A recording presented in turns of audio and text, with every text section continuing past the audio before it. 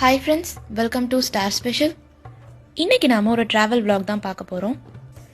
இன்றைக்கி நாம் எங்கே ட்ராவல் பண்ணிகிட்ருக்கோம்னு பார்த்தீங்கன்னா Jeddah to Yanbu and Yanbu to AlUla போயிட்டுருக்கோம். இந்த vlog-ஐ டில் தி எண்ட் வாட்ச் பண்ணுங்கள். ஏன்னா இந்த வீடியோவில் அலூலா பற்றின நிறைய இன்ஃபர்மேஷன்ஸ் நான் ஷேர் பண்ணியிருக்கேன். நீங்கள் உங்களோட ட்ரிப்பை பிளான் பண்ணுறதுக்கு இது கண்டிப்பாக ரொம்பவே ஹெல்ப்ஃபுல்லாக இருக்கும்.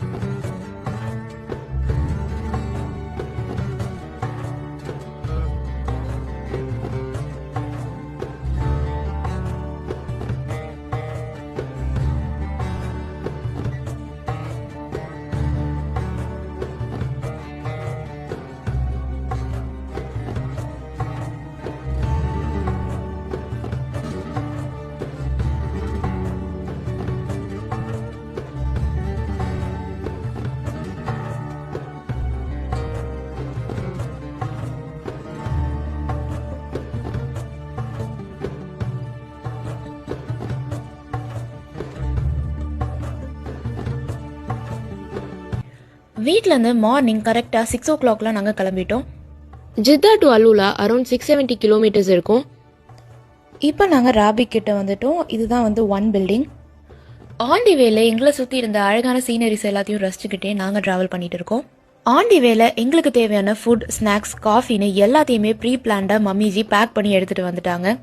ஏன்னா ஜித்தா டு அலூலா போகிற இந்த வே பார்த்தீங்கன்னா ஒரு பாயிண்ட்டுக்கு மேலே நமக்கு ஷாப்ஸ் வந்து ரொம்பவே கம்மியாக தான் இருக்கும். ஜஸ்ட் ஒரு சில இடங்களில் மட்டும்தான் வந்து ஷாப்ஸ் இருக்கும். ஸோ நமக்கு பசிக்கும் போதோ இல்லை ஒரு காஃபி குடிக்கணும் அப்படின்னு தோன்றப்பெல்லாம் வந்து அந்த இடத்துல ஷாப்ஸ் இருக்குமா அப்படிங்கிறது டவுட் தான். ஸோ அதனாலே வந்து காஃபி பவுடர், மில்க் பவுடர்னு எல்லாத்தையுமே வந்து பக்காவாக மிக்ஸ் பண்ணி அண்ட் ஹாட் வாட்டருமே ஃப்ளாஸ்கில் எடுத்துகிட்டு வந்துட்டாங்க.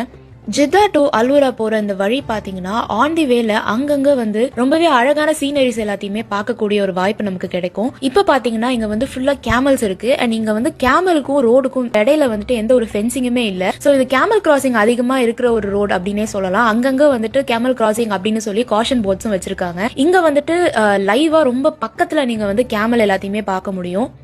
இந்த கேமல்ஸ் எல்லாத்துக்கும் கேப்டன் இவர் தான் நினைக்கிறேன். கேமல் மேல ரொம்பவே கம்பீரமா சவாரி செஞ்சுட்டு வராரு. இந்த இடத்துல நாங்கள் ஸ்டாப் பண்ணி ஃபோட்டோஸ் எல்லாம் எடுத்துட்டு இப்போ நாங்கள் இங்கேருந்து கிளம்புறோம்.